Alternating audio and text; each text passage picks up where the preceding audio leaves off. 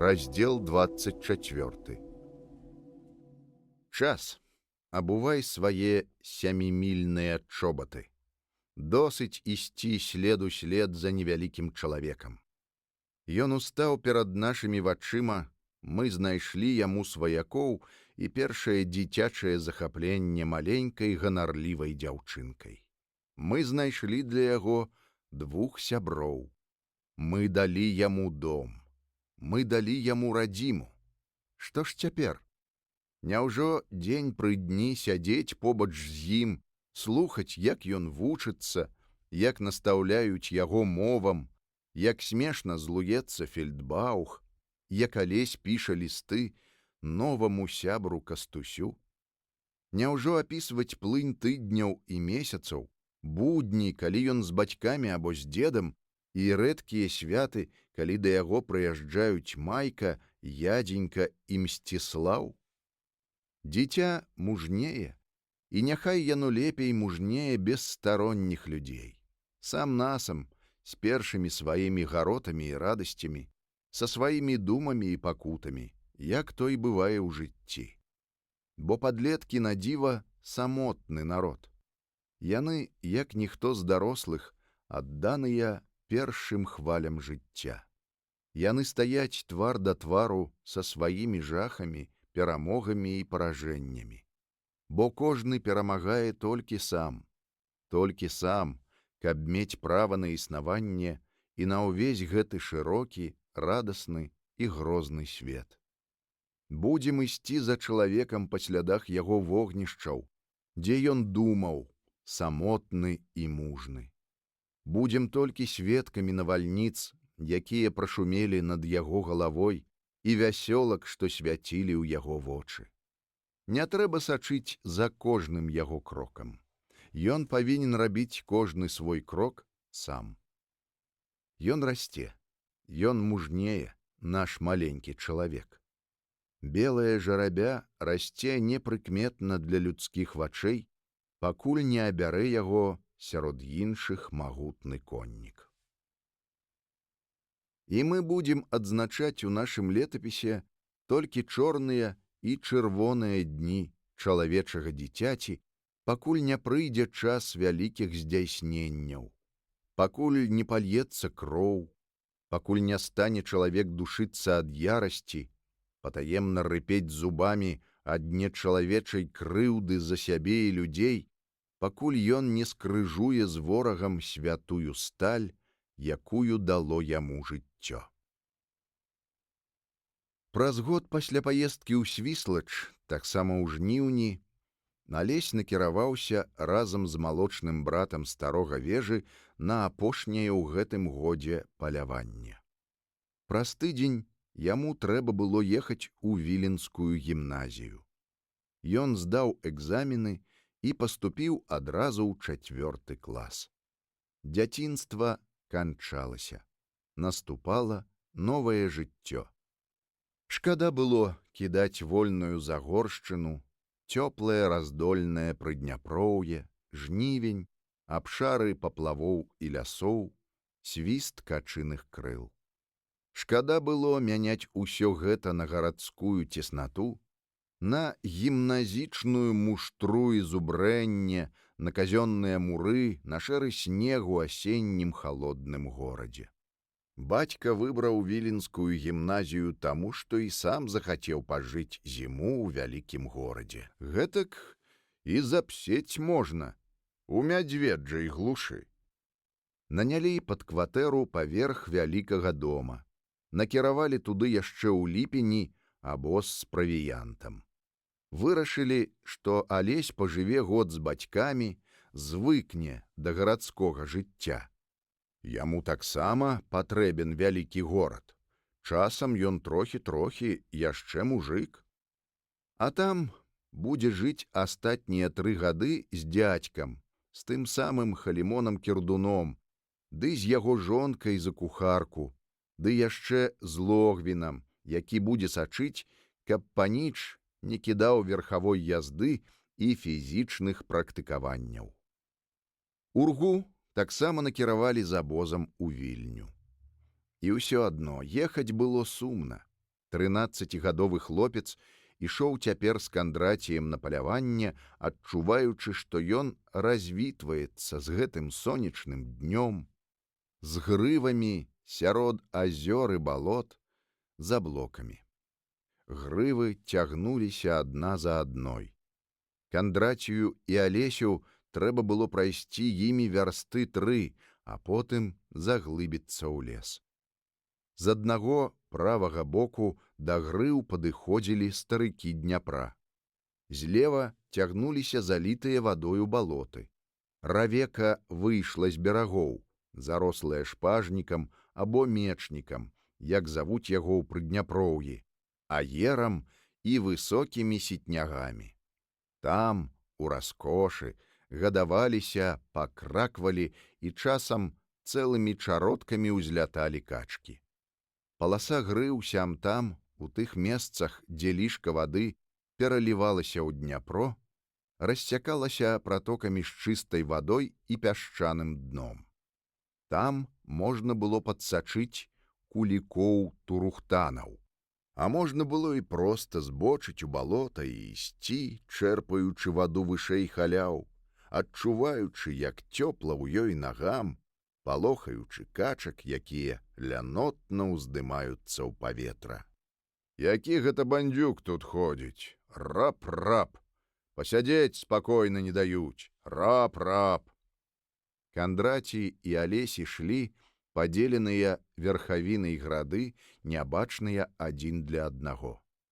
Алесь трымаў стрэльбу напагатове, крочыў па травах, насустрач поўным снежным аблокам, цені якіх часам спакойна прапаўзалі па сітнягах, па рабізне сіняй вады, па грывах, па ім самім. Аблокі плылі ў сляпучым блакіце, і лёгка было ісці насустрач ім, такім вольным і такім чыстым. Зрэдку сустракаліся нізкарослыя дубкі, кучаравілася хваткая шыпшына, расшытая аранжавымі ягадамі. А потым зноў былі травы ды вада, вада ды травы, піжма і цэлыя патокі, ружовыя зарасці мяккага, нават на выгляд, каціна пушыстага шалянцу. Верасовыя пустэчы, аблітыя сонцам, так цвілі, што павольныя аблокі, адбіваючы іх несамавітае цвіценне, былі афарбаваныя знізу ў лёгкі пурпур. Алма бегла наперадзе, часам азіралася на Алеся.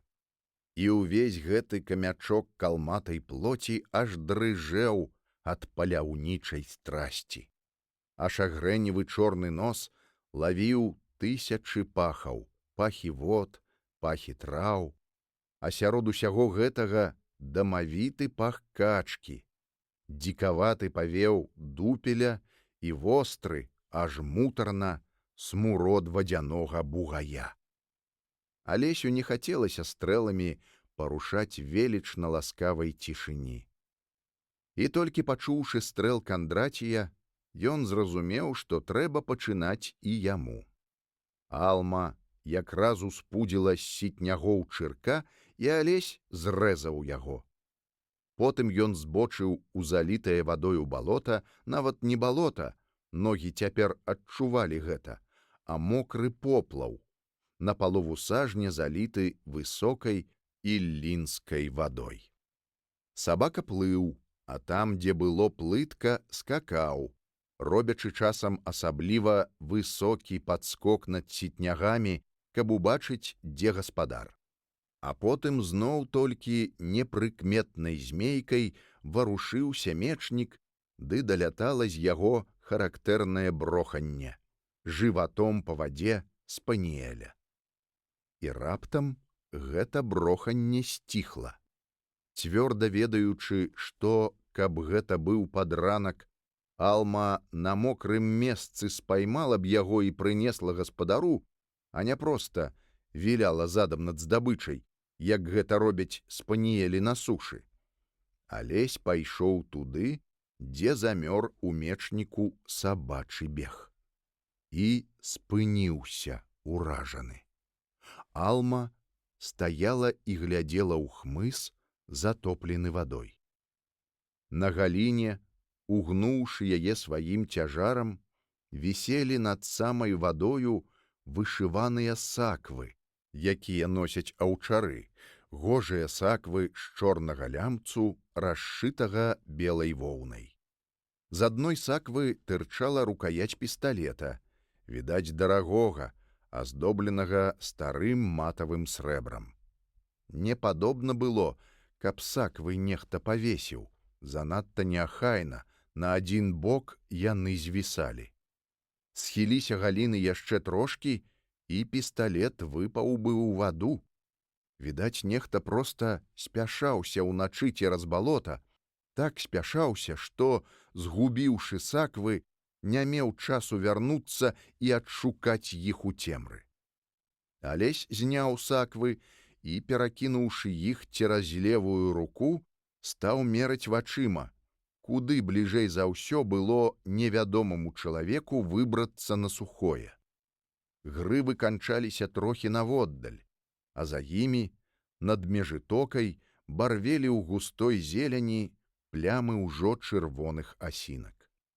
Алесь перайшоў у брод межытоку і заглыбіўся ў лес, не думаючы аб тым, што Кандрацій будзе шукаць яго. Алма вяла кудысьці, шнырачы ў траве. І вось бяга яе паскорылася, а потым яна стала і насцярожана напялася спінкай. Стрэлка, якая вось-вось зляціць з цецівы.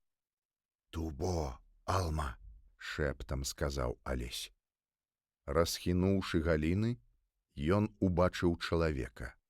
Чалавек ляжаў ніцма, і ногі ягоныя вышэй калень былі аблеплены граззю, карычневай скарынкай высахлай гразі.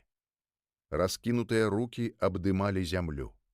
Густой грывай ляжалі на траве чорныя валасы, перавітыя цэлымі жмуткамі сівога павуціння. Алесь прысеў над чалавекам на кукішкі і крануў яго за плячо.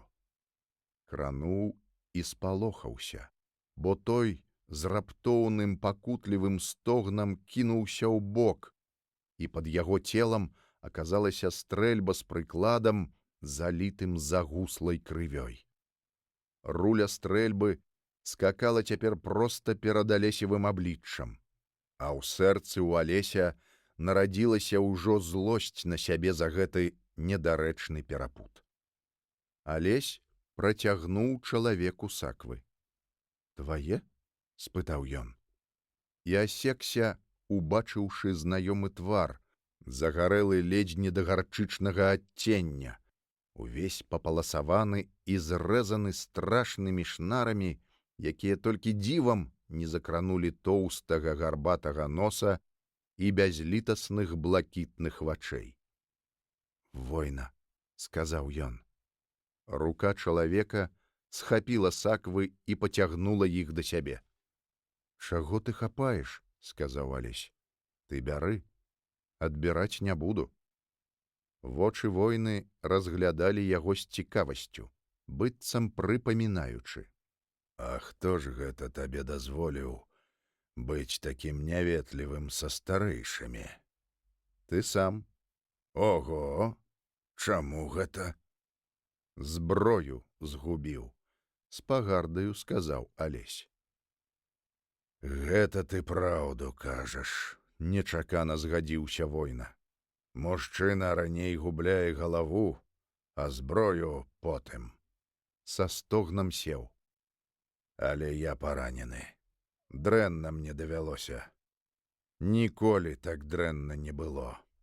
Каня я пакінуў». «Што гэта вы мне расказваеце?» «Я успомніў цябе», — сказаў война спакойна. «Хлопчык у зрэб'і. Дзядзькаваны хлопчык з панскага гнязда на начлезе. І песня». «Ну дык і што?» «А тое, — сказаў война, — тое, што сям'я, дзе трымаюцца старых звычаяў, не можа выхаваць юду. На ганарыстых, напышліва падціснутых вуснах войны з'явілася раптам няўмелая ўсмешка. І яшчэ песня. Там, дзе спяваюць, ідзі спакойна. Ён гаварыў як з дарослым.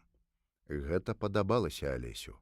Сапраўдны тутэйшы мужчына, які ніколі не пакрыўдзіць старога і не абзаве маладога зеляпанам, які разумее, што ўсякі век жыве па-свойму і варты павагі. Як жа вы ўспомнілі? Вочы, сказаў война. І потым мне трэба помніць тысячы абліччаў, сцежак, камянёў, хмызоў. Іначай загінеш. Но каб гэта быў ваш вораг? Не з жандараў, а так? У жандараў я паспеў бы стрэліць, а вораг з іншых? Ну, забіў бы, і ўсё. Я даўно не баюся смерці. Ва ўсякім разе, цяпер пажывём. А то я ўжо думаў, што канцы да каня не дабрацца. У стрэльбе адзін набой, астатнія ў гэтых саквах. А не адбіцца, а не абдурыць. Война дастаў з саквы маленькі клуначак. Корпаўся ў ім. Ты мною не пагарджай, хлопец.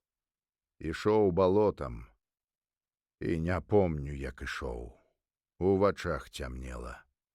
Відаць, тады і сцягнула з мяне Галіна апошнюю маю надзею. А шукаць у цемры нельга. Ды яны ішлі, наступаючы мне на пяты, з паходнямі, з сабакамі. Хіба сабакі знойдуць у вадзе? Добры сабака знойдзе. Ты на чоўне са сваім сабакам паляваў? Паляваў? Чуе ён, дзе качка? Хвалюецца. І я заўсёды гляджу ў той бок. Ну вось, усміхнуўся война. Астатняе робіць стрэл.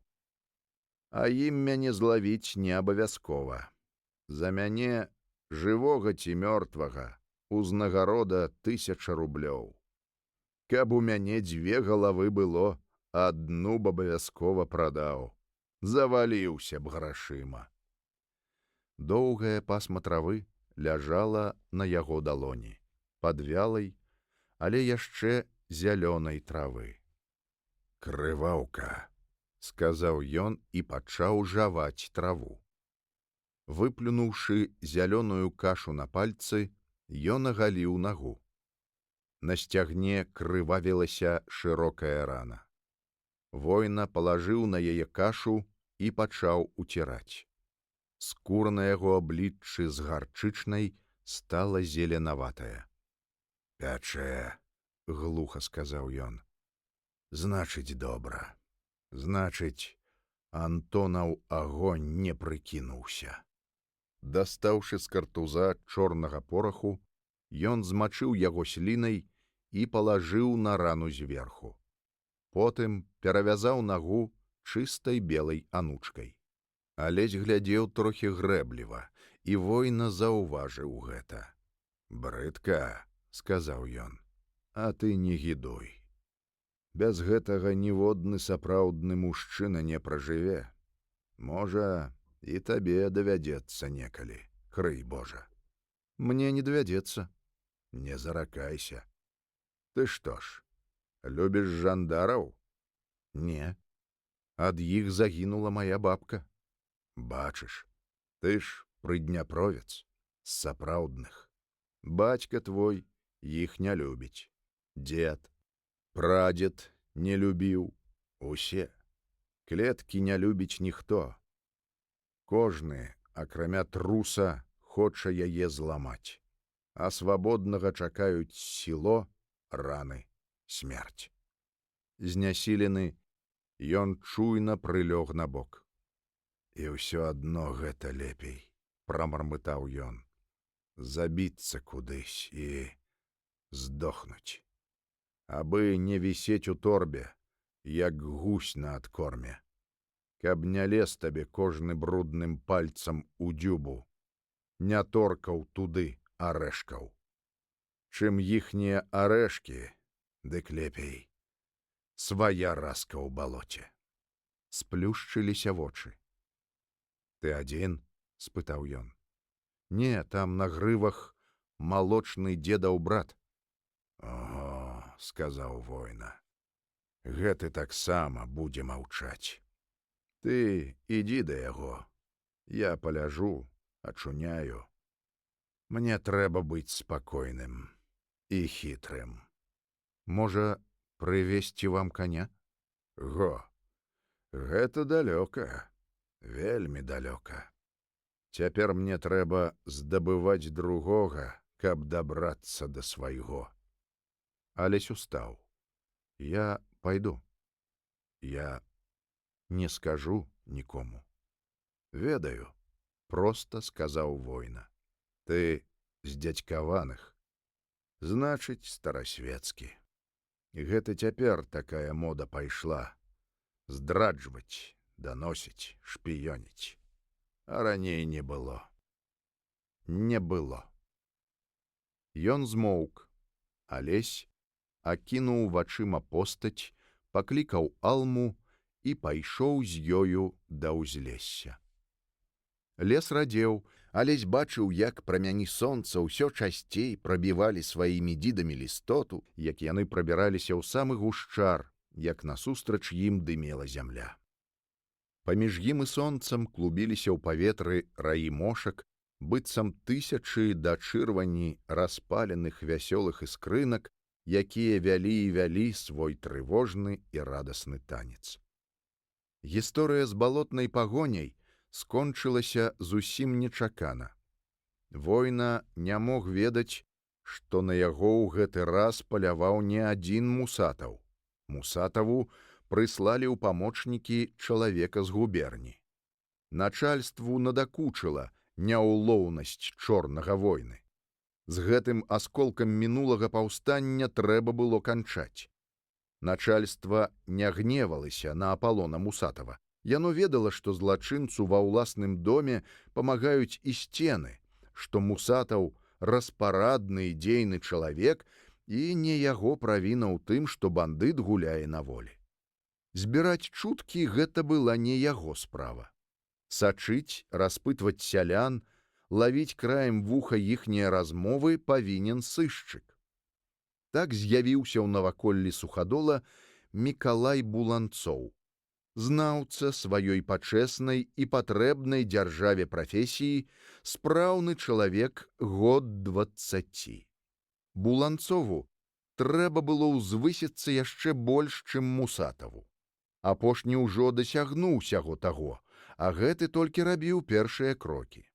Мусатаў усё ж меў дваранства, няхай жабрачае і заняпалае, а Буланцоў паходзіў з кантаністаў, з парыяў, вучаных на медныя грошы, з тых, ніжэй за каго на ўсіх абшарах расійскай імперыі былі толькі вайсковыя пасяленцы, ды яшчэ паншчынныя мужыкі ў вельмі дрэнных паноў.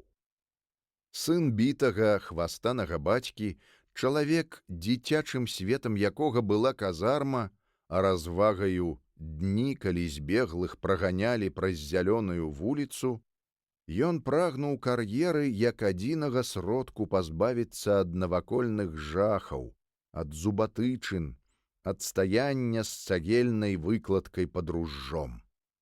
Начальства заўсёды мела рацыю, а калі падначаленым і не вельмі салодка пад ягонай грознай дланню, тым горш для падначаленых.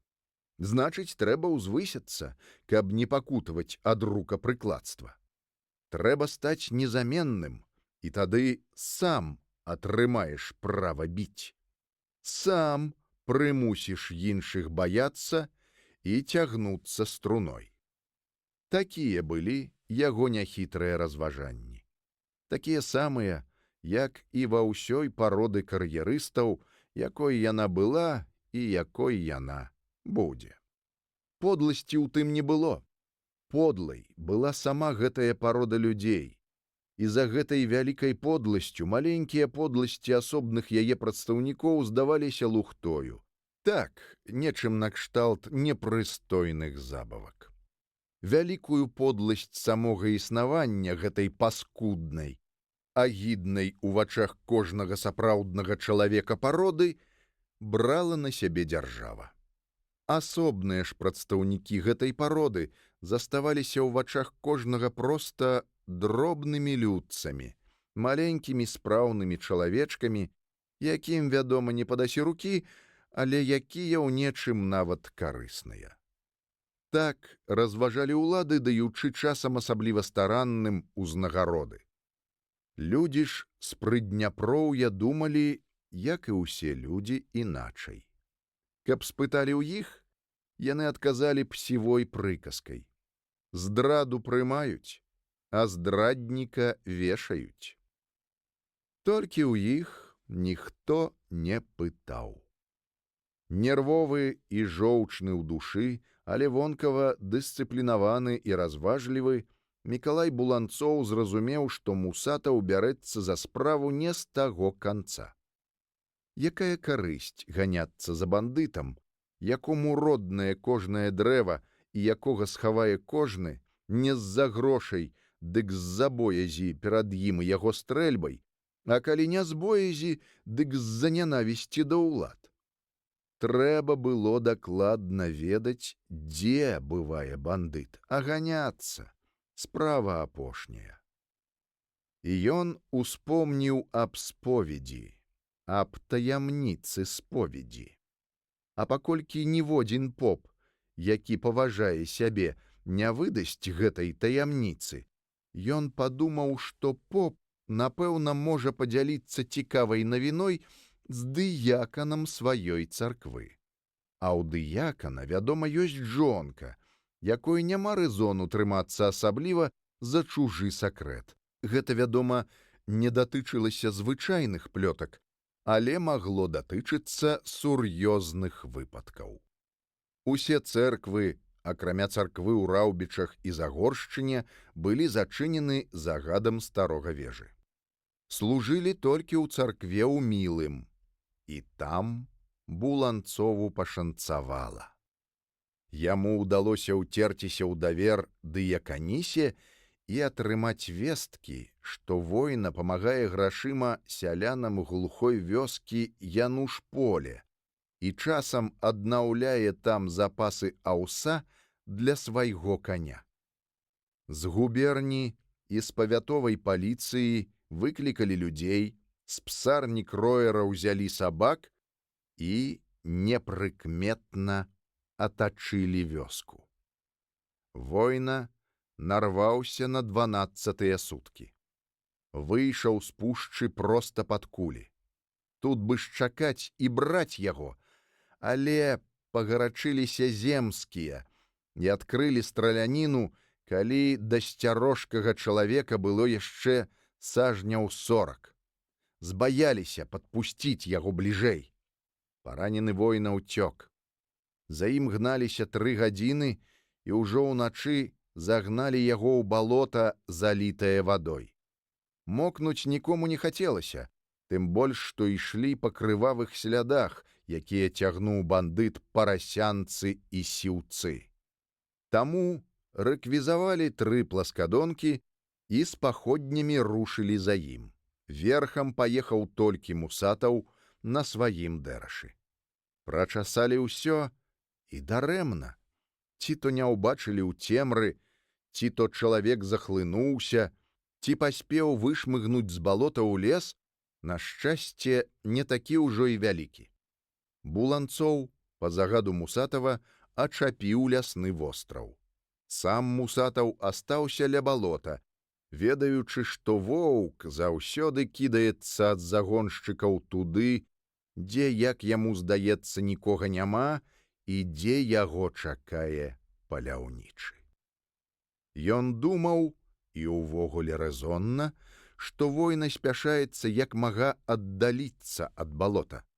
Ён не мог уявіць, што рана занадта цяжкая, каб далёка ўцякаць, што яна ў нагу, што толькі апошнімі намаганнямі, з апошніх сіл уцякаў ад іх так доўга чалавек, які вышэй за ўсё ставіў волю. І Мусатаў астаўся. Злез з каня і прысеў на купіну, ведаючы, што чакаць яму ніяк не менш за гадзіну. Война бачыў гэта. Ён ляжаў на тым самым месцы, дзе знайшоў яго Алесь сажняў за 30 ад Мусатава. А паколькі для войны гэта быў адзіны шлях да ўратавання, ён дзейнічаў больш асцярожна і чуйна, чым яго вораг. Ён папоўз не спяшаючыся, ведаючы, што кожны паспешлівы рух — гэта яго войнава смерць. Ён поўз так, каб вораг быў спіною да яго, і ледзь толькі Мусатаў варушыўся, ён падаў на зямлю, намагаючыся ледзь не ўціскацца ў яе. Яму пашанцавала. Жандар азірнуўся толькі 2 разы. Ён ведаў, звер ніколі не бяжыць з лежкі, пакуль не пачуе галасу загоншчыкаў. Война не хацеў забіваць. Шум да дабра не вядзе. Акрамя таго, яму патрэбен быў спакой на тых пару тыдняў, пакуль ён адляжыцца і ачуняе. Ён ведаў, калі заб'е, улады нагоняць у наваколле столькі сышчыкаў, што гэта будзе канец. Ён поўз да каня. І калі да дэраша асталося нейкія 3 крокі, ён рэзка ўстаў і з апошніх сіл абхапіў каня за шыю. Конь пырхнуў і падаўся трохі ўбок. Але ж гаспадар быў тут, значыць, баяцца не было чаго. І, акрамя таго, дэраша дагледжвалі і гадавалі розныя людзі: дзеншчыкі, карчмары, гаспадары пастаялых двароў. Новы чалавек, толькі і ўсяго. Война паспеў толькі падумаць, што ніводны сапраўдны коннік не выхаваў бы так каня, калі Мусатаў пачуў пырханне і павярнуўся. Заслонены конскім целам стаяў зусім непадалёку ад яго той, за кім яны гналіся. І пісталеты былі ў абедзвюх руках войны. Першы стрэл жандара немінуча зваліў бы каня, і першы стрэл мог быць смяротны для яго, Мусатава, калі ў адказ грымнуць пісталеты ворага. Гэты не схібіць. Мусатаў, на жаль, занадта добра ведаў ягоны спрыт. «Мусатаў», — сказаў война, — «пакажы свае козыры». Зеленаватыя вочы жандара не бегалі. Яны з поўным усведамленнем смяртэльнай небяспекі глядзелі на войну. Мусатаў у першае ж імгненне цвяроза ацаніў становішча. Зразумеў, што война страляць не будзе, калі не стрэліць ён, Мусатаў, і, значыць, не давядзецца плаціць за гульню жыццём. Таму што ён адразу зразумеў — пройгрыш. І ён з цвёрдай усмешкай паклаў руку на рукаяць пісталета. «Казырны кароль», — сказаў ён. «У мяне тузы дама», — сказаў война. «Кідай карты». «Я ведаю», — сказаў Мусатаў. «У цябе 2 біткі, у мяне 1. «На шчасце», — сказаў война. «На жаль», — сказаў Мусатаў. «Кідай», — сказаў война. «Зараз», — сказаў Мусатаў. «Вывіньці крамень». «Чаму не, калі ласкавы пан просіць». Рукі Мусатава вывінцілі крамень і адкінулі яго. Война ведаў цяпер. Каб паставіць новы, трэба 2 хвіліны. І пакуль ён не рушыць, Мусатаў не пачне. Значыць, сама менш 180 сажняў. Рызыкі амаль няма. І ўсё ж ён спытаў: «А ты недзе за халявай ніжніка не схаваў?» Што ён супраць туза? Не кажы, і гэта карта. Мусатаў правёў рукамі па вопратцы. Добра, сказаў воіна і адвязаў коня. Скрыгочучы зубамі, ён паспрабаваў сесці, сарваўся, адчуваючы, як са скроняў сцякае халодны пот, і зноў, амаль аднымі толькі рукамі, ускінуў у сядло сваё збалелае цяжкае цела. І адразу ўзяў у шалёны галоп, проста па вадзе, што залівала поплаў, туды, да далёкіх грыў, у пырсках і ўзлётах кропель, у пене. Цяпер яму, воіну, аніяк нельга было прайграць. Упадзе ад стрэлу, зваліцца на гэтай роўнядзі, возьмуць голымі рукамі. Так далёка, так яшчэ далёка да грыў, да выратавальных старыкоў за імі, да плаўняў, зарослых высокімі сітнягамі, да берагоў зарослых непралазнай крушынай і абвітых хмелем, да Дняпра, за якім яры і лясы. Стрэл грымнуў далёка за спіной. Мусатаў справіўся за нейкія 1,5 хвіліны, нават менш. Усё адно, паміж ім і пісталетам добрых 160 сажняў. Ён недасягальны. У душы воіна даў сабе слова ніколі больш не жартаваць так. Варта было Дэрашу спатыкнуцца, і ў сухадол прывезлі б на гнойных драбінах труп вядомага бандыта. Куражыўся, сукін сын, думаў ён. Выбрыкі ўсё. Але ў душы ён ганарыўся, бо ведаў, з Мусатава будуць рагатаць нават сябры, а ім будуць захапляцца нават ворагі. Таму што ён, слабы і цяжка паранены, абвёў 20 загоншчыкаў і вырваўся з кола на кані іхняга начальніка, таго, хто яшчэ некалькі хвілін назад быў упэўнены ў перамозе. Дэраш вынес конніка на грэбень грады, і адтуль, з вышыні, воіна ўбачыў за сабой заліты луг, парушынкі людзей на другім яго краі, а перад сабою зарасці і далёкую-далёкую стужку Дняпра.